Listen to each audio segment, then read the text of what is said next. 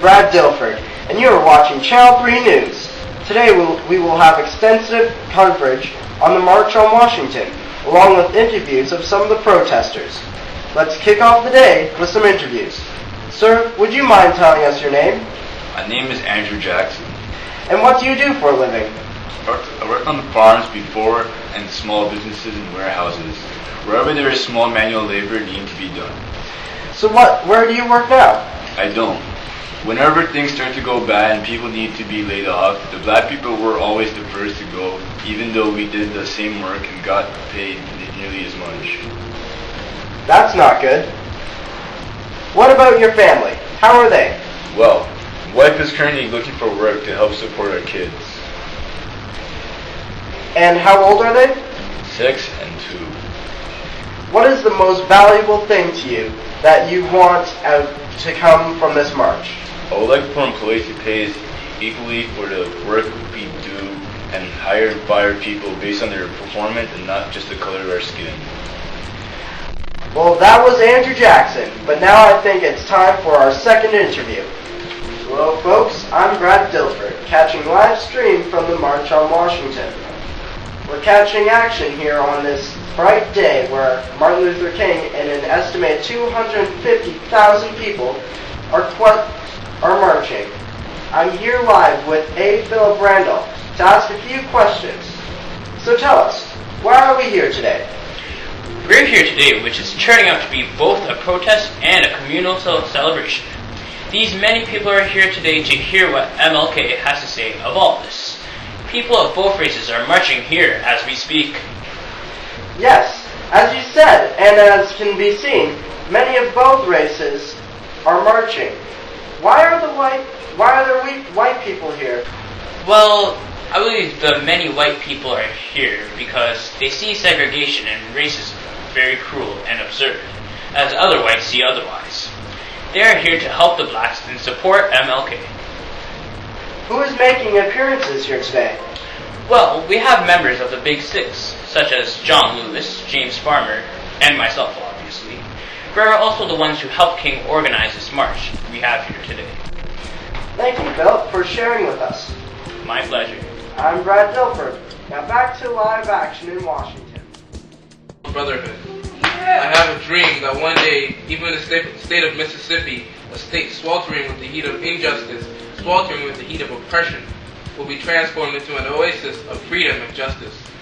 I have a dream that my 4 little children will one day be able to live in a nation where they will not be judged by the color of their skin, but rather by the content of their character. I have a dream today. I have a dream that one day, down in Alabama, with its vicious racist, this governor having his lips dripping with the words of interposition and nullification, one day, right here in Alabama, little black boys and little black girls will be able to join hands with little white boys and little white girls as brothers and sisters. I have a dream today.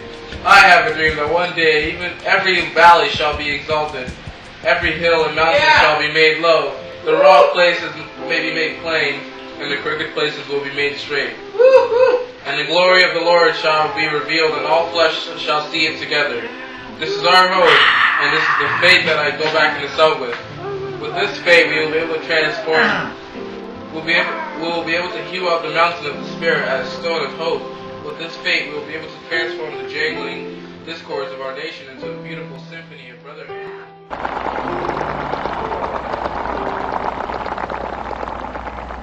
So even though we face difficulties of today and tomorrow, I still have a dream. It is a dream deeply rooted in the American dream. I have a dream that one day this nation will rise up, live out the true meaning of its creed. We hold these truths to be self-evident that all men are created equal.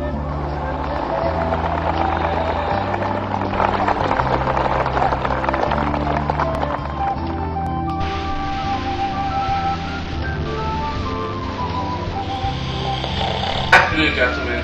Good afternoon. I'm happy to see that a lot of good things have occurred due to the March on Washington. Yes, the poll tax has been removed from 11 southern states. Also, Johnson passed the Civil Rights Act of 64. The Civil Rights Act prohibits discrimination of all kinds based on race, color, religion, and natural origin. The law also provides the federal government with the powers to enforce disintegration. Congress also passed the Voting Act of 1965, making it easier for Southern blacks to register to vote. Literacy tests, poll taxes, and other such requirements that were used to restrict blacks from voting were made illegal. The movement was started to ensure that African Americans would be treated equally as everyone else, and people would be judged rather not by the color of the skin, but rather by the content of the character. This movement has accomplished many feats that everybody should be proud of, although this movement will never end. It will still go on forever. But go back to Mississippi, go back to Alabama, go back to Georgia, go back to Louisiana, go back to the slums and the ghettos of northern cities, knowing that somehow this situation can and will be changed. Let us not wallow in the valley of despair. I say to you today, my friend,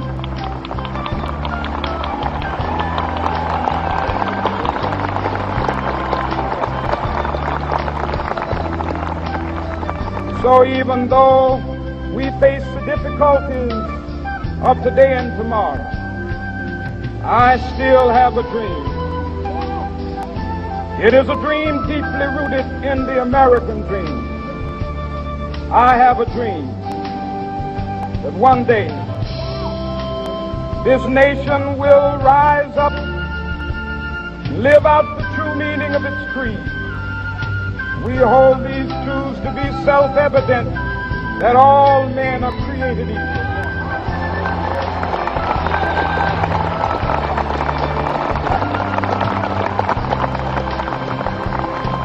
I have a dream that one day on the red hills of Georgia, the sons of former slaves and the sons of former slave owners will they be able to sit down together at the table of brotherhood. I have a dream that one day,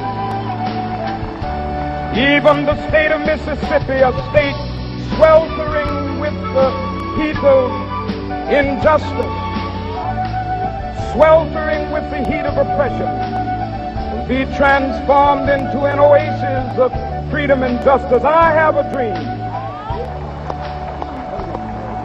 that my 4 little children will one day live in a nation where they will not be judged by the color of their skin, but by the content of their character. I have a dream today